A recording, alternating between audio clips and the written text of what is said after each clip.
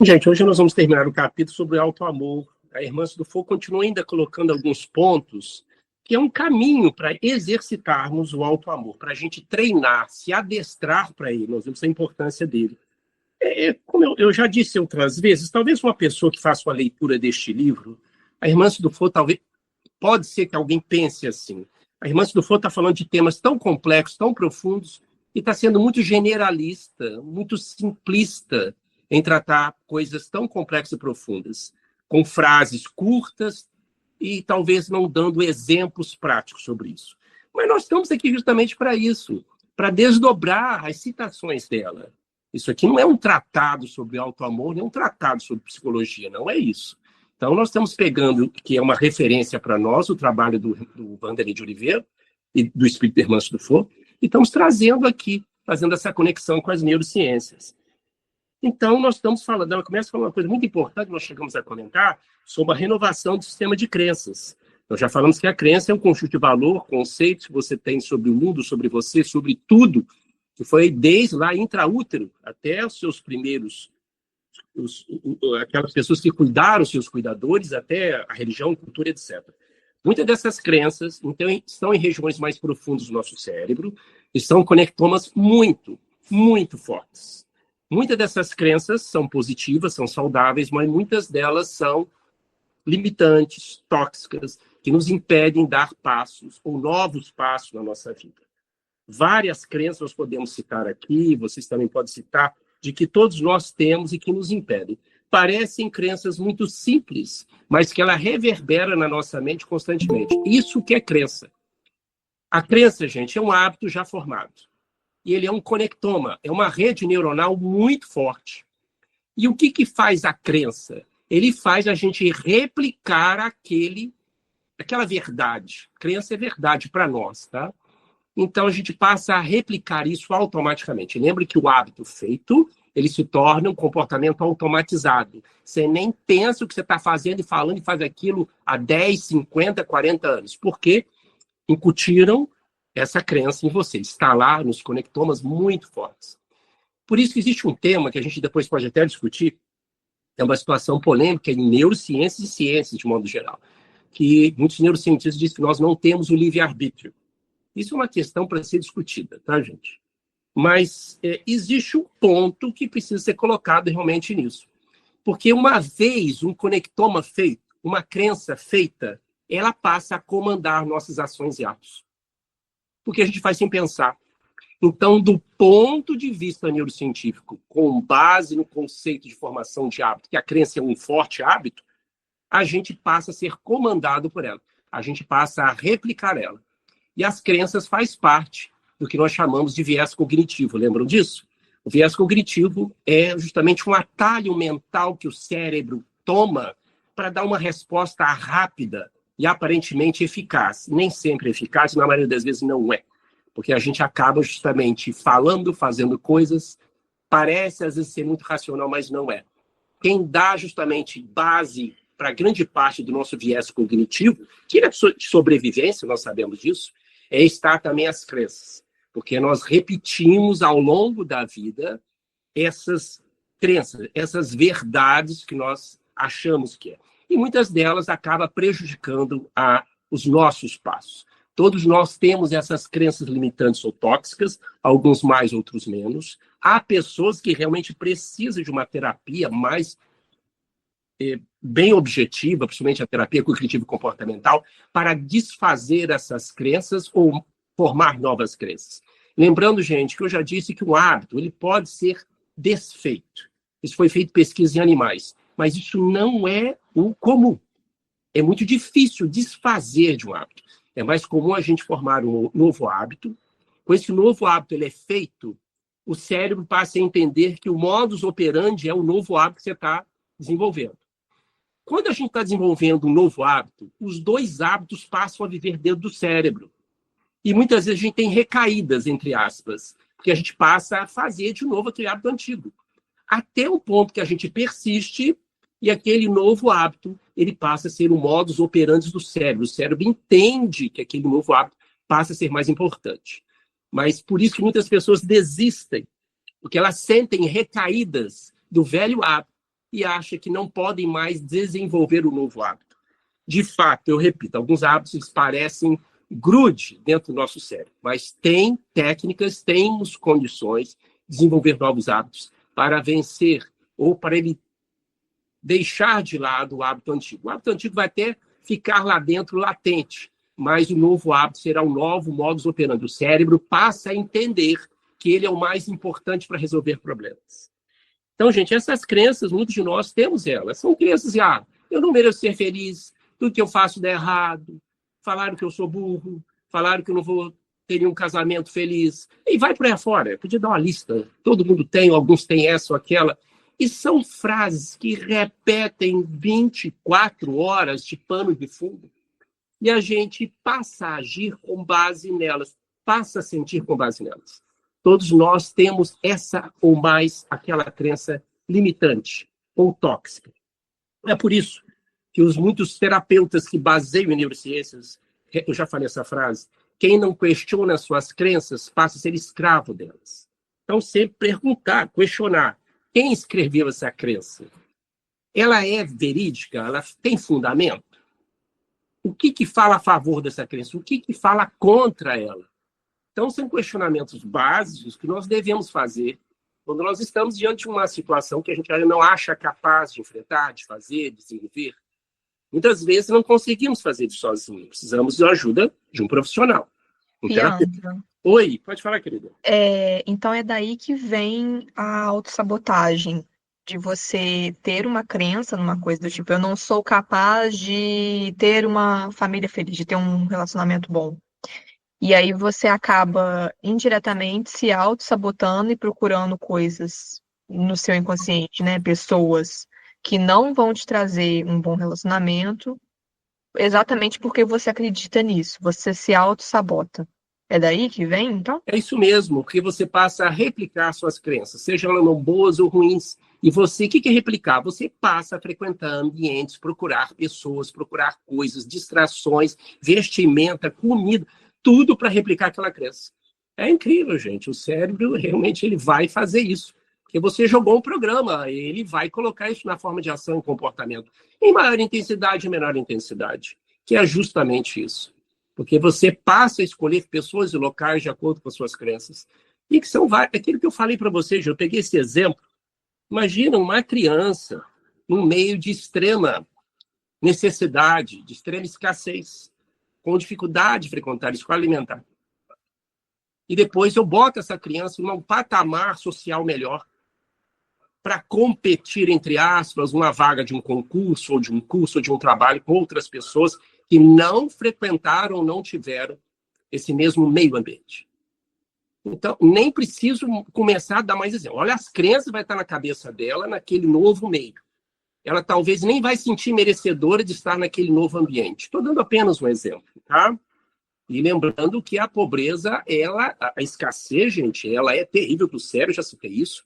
Esses trabalhos científicos que a escassez, ela degenera, ela atrofia regiões do cérebro, principalmente crianças e pré-adolescentes, adultos também, por causa justamente da escassez. O ambiente faz. Nós somos um produto da genética do ambiente. A escassez, quanto mais dura ela for, há pessoas que passam a desenvolver transtornos mentais. Há trabalhos de pessoas que são moradores de rua, que não tinham doenças mentais a princípio e passaram a ter doenças psíquicas e mentais ou comportamentais, ao ponto de procurar álcool e droga para se livrar disso, porque o ambiente de escassez, aquele ambiente muito agressivo, de morar na rua, você passa fome, passa a alterar a forma do cérebro. Não sou eu que estou falando isso, são pesquisas científicas elaboradas em várias pessoas que passaram por situações de escassez, principalmente crianças, principalmente o volume do hipocampo. O volume do hipocampo é responsável pela área da memória. Tá, gente?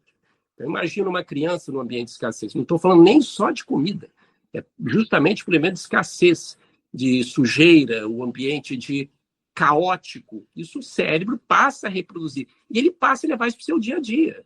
Como é que você vai falar de autoestima com essa pessoa, gente? Olha como é que é difícil isso. Fala que ela merece ser feliz. Então, por isso que essas pessoas, muitas vezes, elas saem desse processo quando encontram, justamente, como eu disse, um referencial. Esse referencial pode ser uma pessoa que está vendo aquele ambiente, que estudou e frequentou e se tornou um grande homem ou grande mulher, no sentido econômico, profissional, etc. Estou dando apenas um exemplo, hein? Ou essa referência pode ser um livro, um filme que ela viu, etc. Quer dizer, tem que ter referência, essa referência tem significado para ela. Então, por mais que eu fale com uma pessoa que vive no mundo de escassez, que ele pode trabalhar, estudar e sair daquilo, não é tão simples assim, somente palavras. Esta pessoa tem que encontrar um significado, uma referência. Essa referência tem que ter significado. Lembrem disso, tá, gente? E, assim, a educação é importante, a palavra é importante. Mas essas pessoas, a gente tem que dar essas condições de referenciais para elas. Imagina, então, só estou dando o exemplo das crenças, como elas podem ser brutais para uma pessoa.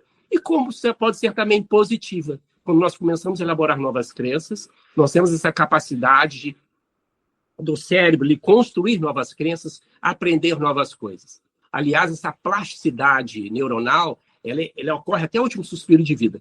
E eu ouvi agora um artigo científico, pasmem vocês, a neuroplasticidade ela existe até depois da morte, por algum tempo. O cérebro foi pesquisado, ele consegue ainda ser um pouco plástico mesmo depois da anóxia cerebral. Mesmo o cadáver lá, ele tem condições. Então, veja só como a neuroplasticidade é uma coisa muito mais séria que a gente imagina, mesmo depois de morto. O cérebro ele ainda tem condições de ter neuroplasticidade. Então, a neuroplasticidade é a nossa capacidade de transformar nosso cérebro ou para ruim ou para melhor e colocar novos hábitos dele até o último suspiro de vida, tá? Então, a gente jamais deve dizer, eu não posso, eu não consigo, eu não sou capaz, isso aqui não dá para eu fazer. É realmente a questão de plasticidade, ação, desenvolver novos hábitos. Então, questionar sempre nossas crenças. E é isso que ela dizer, renovação do sistema de crenças. Isso começa, é o desenvolvimento de hábitos, né, gente? É adestramento, é o que eu falei. Você quer aprender a andar de bicicleta, aprender a nadar, ninguém vai conseguir fazer de uma hora para outra. Eu te falei, já falei isso, e não existe tempo certo para desenvolver um hábito. Pode ser dias até anos. O hábito, e tem muitas variáveis para que uma ação se torne um hábito. Um hábito ele se forma quando o cérebro entende que no final daquela ação tem uma recompensa. Seja qual for recompensa, não é só prazer. É se livrar de uma dor, se livrar de um problema. Então, nós vamos desenvolver isso. O cérebro entende isso, até que aquilo vira um hábito. O hábito é um mecanismo automático que a gente faz inconscientemente, seja positivo ou negativo. Bom, e ela vai aqui na ação no bem. Parece um discurso muito religioso, né? A ação no bem, mas não é não. Olha só o que ela diz. Integração em projetos solidários, aquisição de valor pessoal e convivência com a dor alheia trazem gratidão, estimas pelas vivências pessoais. Cuidando bem de nós próprios, somos simultaneamente levados a estender ao próximo o tratamento que aplicamos a nós. Olha que interessante. Quando aprendemos a gostar de nós, independente de sermos amados, passamos a experimentar mais alegria em amar. A ética do amor a si deve estar afinada com o amor ao próximo. Gente, realmente há trabalhos científicos demonstrando que quando a gente faz a caridade, o altruísmo, os trabalhos científicos gostam de usar essa expressão. Isso ativa o sistema de recompensa do cérebro, ativa mesmo. Aumenta a dopamina, a serotonina, a endorfina e outros neurotransmissores, dando uma sensação de prazer, mesmo que a pessoa não tenha consciência. O que o cérebro faz? Gostou, ele quer repetir aquilo. Então, realmente, o altruísmo, a caridade, tende a fazer que a gente repita isso quando a gente faz, principalmente sem esperar nada em troca. É o prazer de ajudar.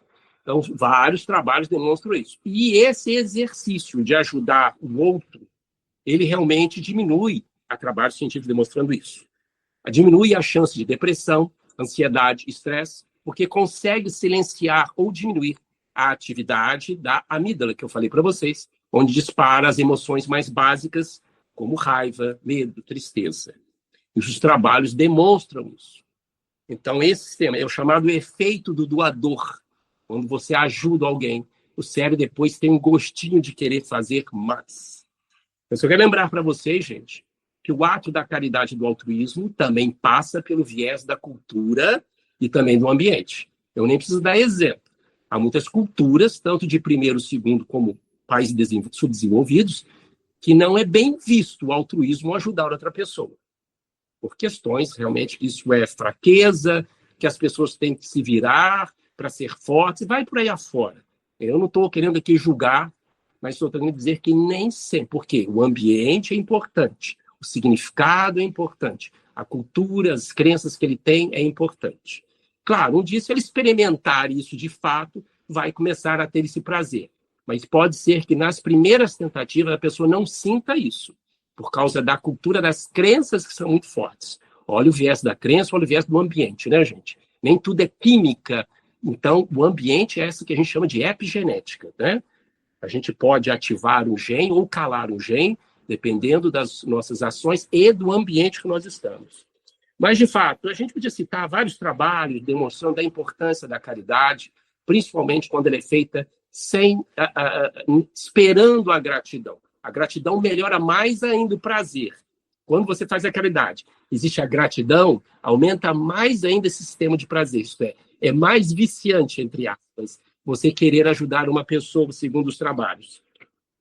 Então, esse auto-amor, quando você começa a gostar de si, você passa a ajudar o outro. Nós temos só tomar um cuidado, que ela mesmo diz, é quando a gente passa a ajudar os outros com uma fuga, esquecendo de nós ou das nossas próprias necessidades pessoais.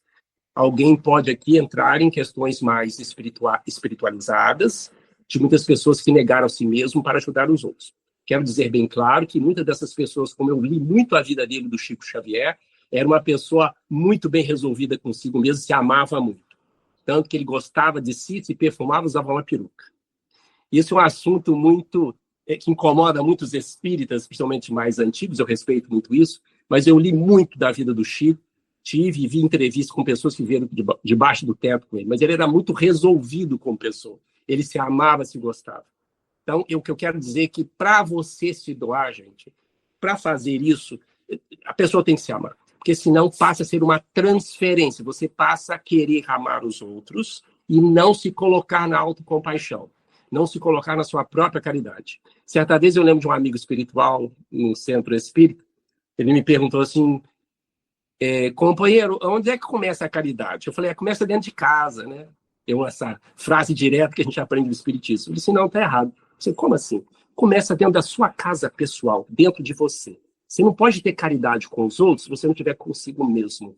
Isso tem muitos anos, eu fiquei com esse ensino, e realmente fala muito bem disso, porque existe um risco. Nós vemos até uma história de um personagem aqui, né? Esqueci o nome dele, em que realmente ele passa a fazer a caridade, ele passa a ajudar. Isso é benéfico, o espírito ele ganha com isso, mas esquece de si mesmo, né?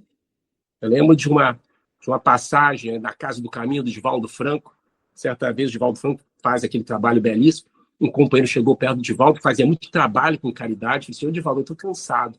O Divaldo, cansado do trabalho, né, daquele trabalho social. O Divaldo falou assim, olha, deixa o trabalho. Aí a pessoa ficou assustada com o Divaldo. Falou assim, você está mandando abandonar a caridade? Aí o Divaldo foi e falou francamente com ele, não, eu não estou mandando você abandonar a caridade, estou mandando você ser feliz. O que você está fazendo é caridade, você está querendo dar espetáculo. Então, não fique preocupado com isso, cuide de você primeiro. Então, assim, essa dureza de Divaldo que chamar a atenção dele, da importância que, por mais importante que seja o trabalho social, de dar sopa, dar justamente, seja lá o que for de bens materiais, é importante estar bem consigo. Todo trabalho é justo, tá, gente? Mas estamos falando aqui de questões mais profundas, de questões pessoais, tá?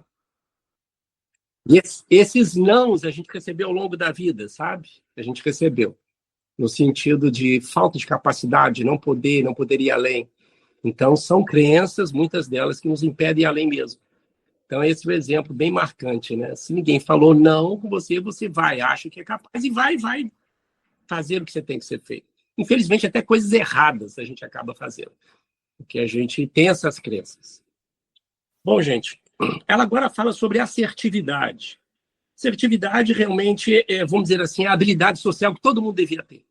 É uma inteligência social que todo mundo devia ter, que é o sentido para produzir até uma paz social. Assertividade, gente, é a nossa capacidade de falar claramente o que a gente sente, o que a gente pensa, de forma educada, honesta, clara, sem alteração. Difícil, né? Mas é um exercício para ser feito.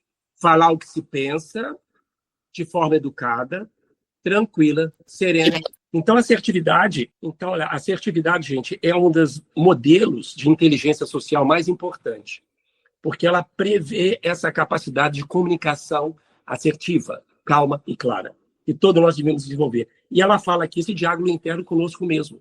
Essa assertividade que nós deveríamos ter com as outras pessoas, deveríamos ter conosco mesmo.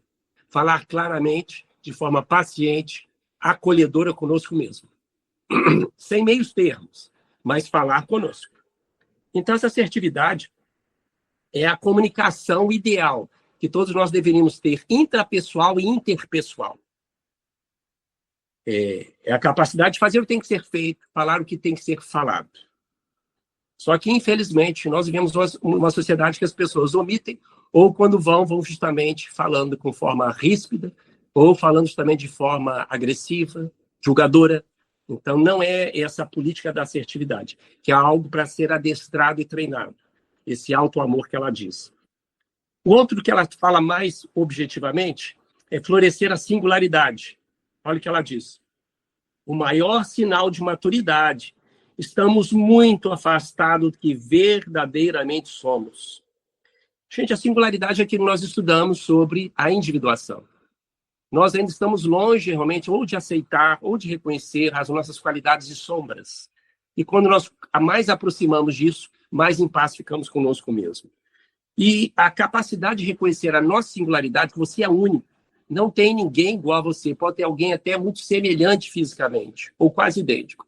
Mas tem alterações ou diferenças gritantes, quando a gente parte a entender a profundidade ou a sombra da pessoa.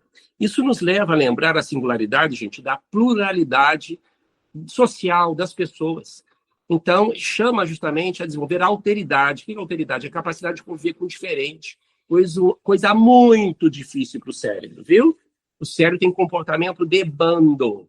A gente gosta de conviver e vai conviver quem tem afinidade conosco.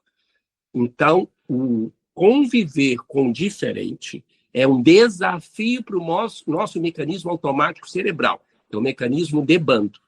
Lembra que eu já falei com vocês? Uma coisa parece perversa e até assustadora, mas faz parte da nossa sobrevivência da espécie. Existe o nós e o eles. Lembram disso? O comportamento de bando? Nós somos capazes de amar muito, beneficiar o nós e ser terríveis com eles.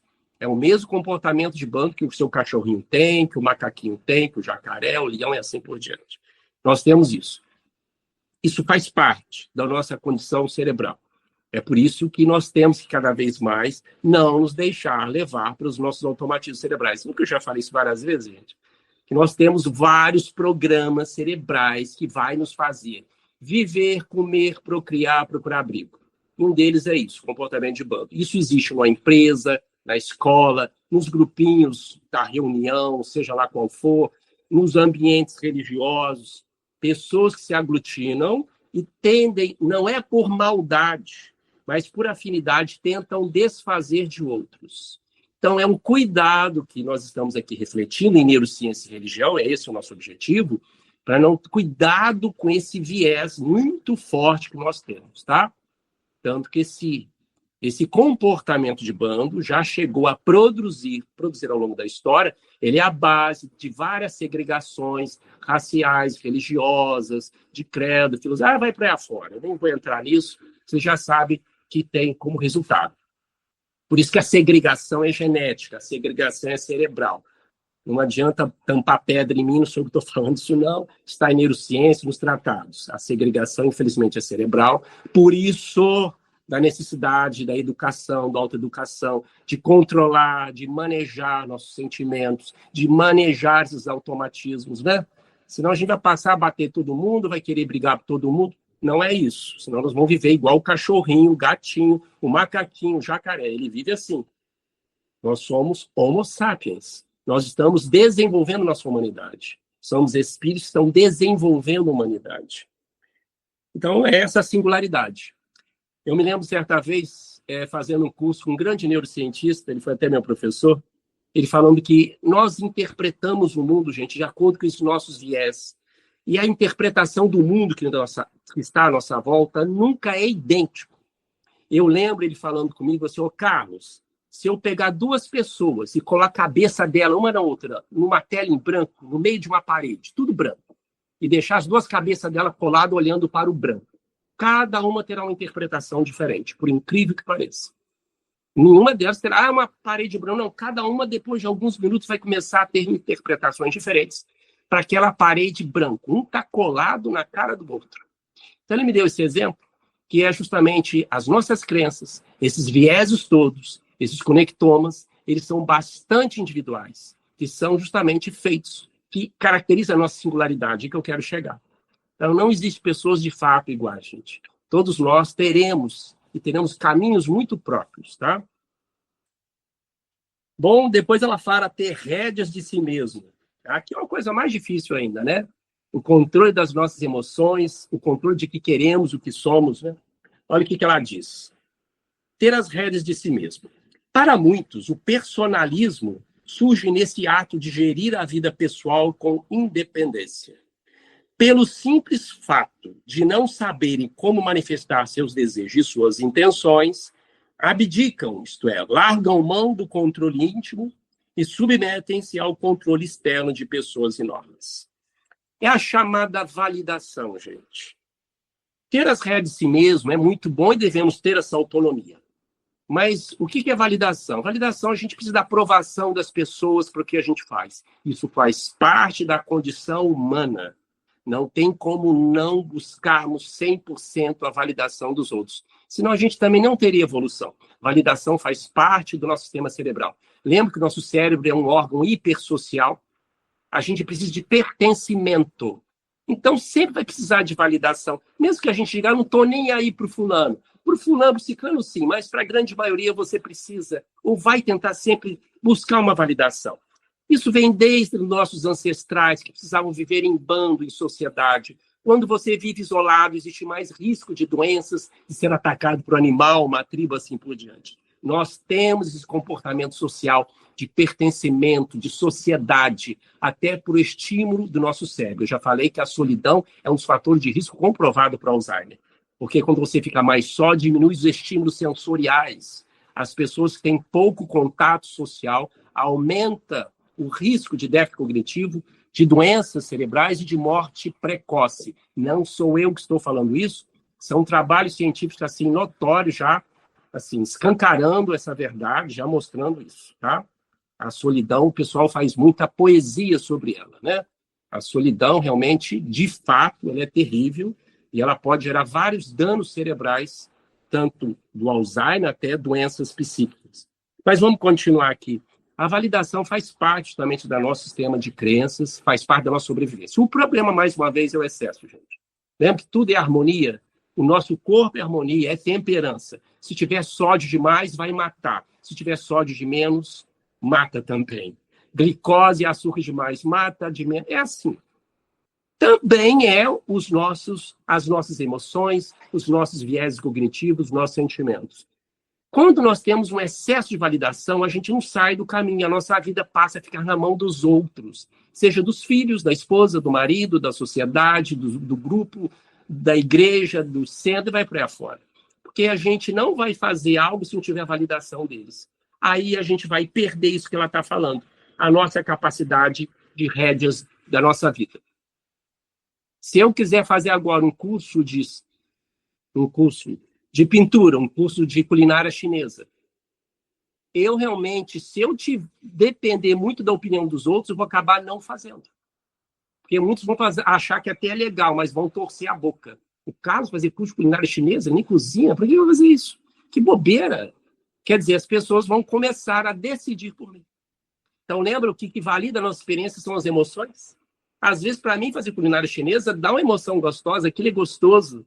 Que bom, lembra que algumas coisas que prendem a gente na Terra? Então, imagina uma pessoa chegar perto de outra, chega e começa a dar palpite. Aí eu deixo de fazer o que eu gosto, o que valida para mim emocionalmente, que é saudável, e realmente vou depender da validação dos outros. Então, eu passo a fazer as coisas de acordo com a validação alheia. E passo depois a fazer tudo, ou querer fazer tudo, só se o outro validar isso.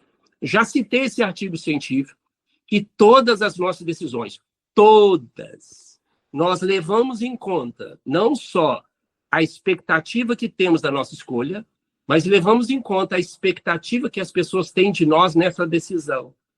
Então, toda decisão, gente, parece até inconsciente, nós vamos fazer essa decisão, muitas vezes levando em conta a opinião que as pessoas vão ter de nós desta tomada de decisão. Então, você vê como esse viés ele é muito forte, algumas pessoas mais, outras menos. Então, esse sistema de validação ele existe, o problema é quando ele está exagerado, ou quando ele está ausente, que pode levar realmente a um problema.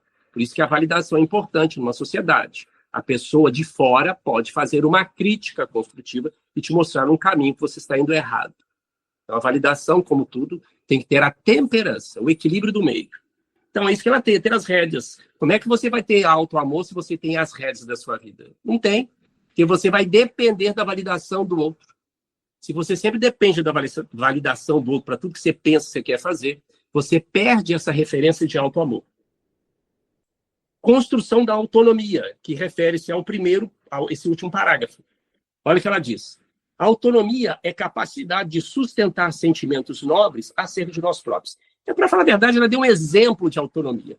Autonomia é a habilidade de tomar decisões, tá, gente? Tomar decisões de forma livre, de forma responsável.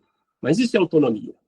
Ela queria dar um exemplo, né? Que é a capacidade de sustentar sentimentos nobres acerca de nós próprios. O que é sentimento nobres aqui? A gente podia fazer uma lista, mas também é um treinamento para que a gente possa cada vez mais colocar em nós questões éticas, morais, que nos causam bem, não é só para a validação dos outros.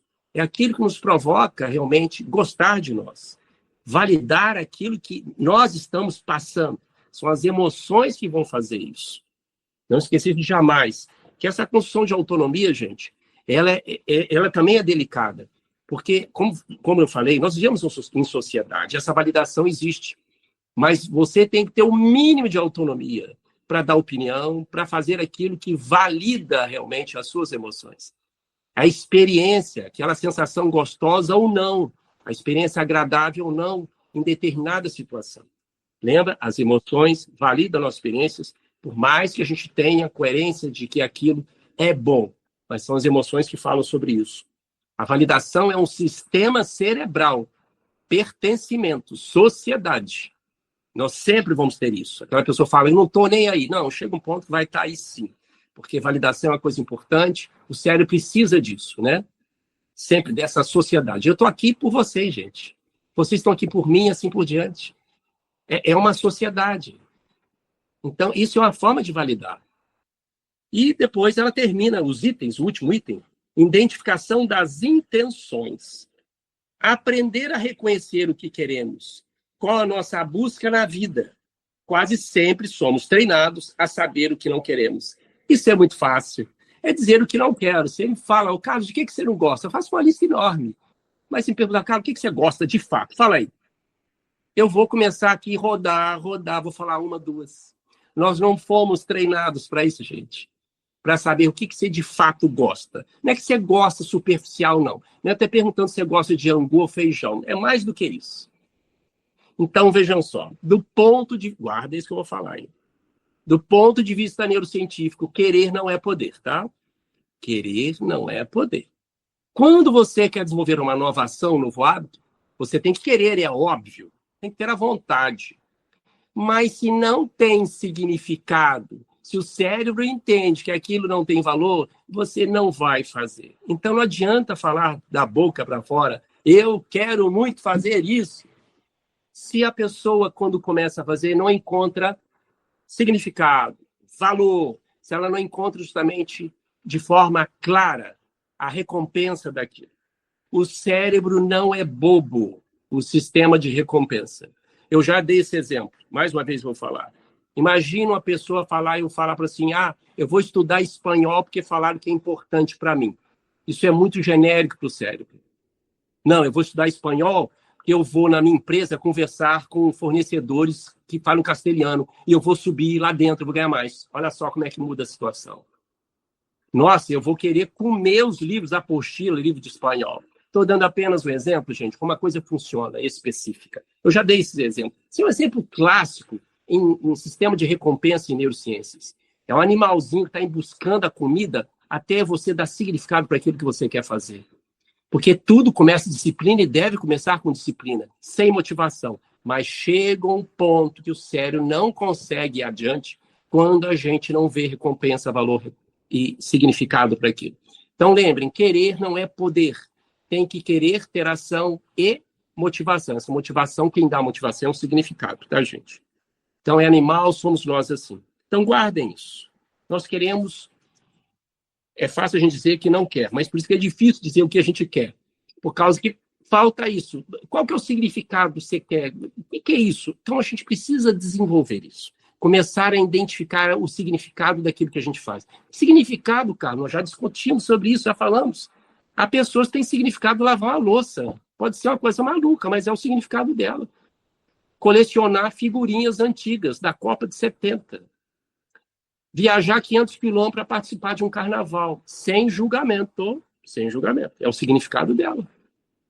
Então, todos nós que estamos aqui, eu, você, qualquer espírito encarnado ou desencarnado, consegue e desenvolver o significado nas coisas mais simples do dia. Se ele consegue desenvolver significado nas coisas mais simples, ele é capaz de desenvolver significado em coisas mais prazerosas, são muito fáceis.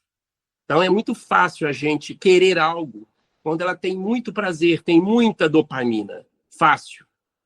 Eu quero acabar isso aqui e comer uma torta de chocolate deliciosa. Isso é uma coisa fácil, eu quero. Estou dando exemplo simples, mas o cérebro trabalha assim. Não, eu quero realmente estudar para um concurso público.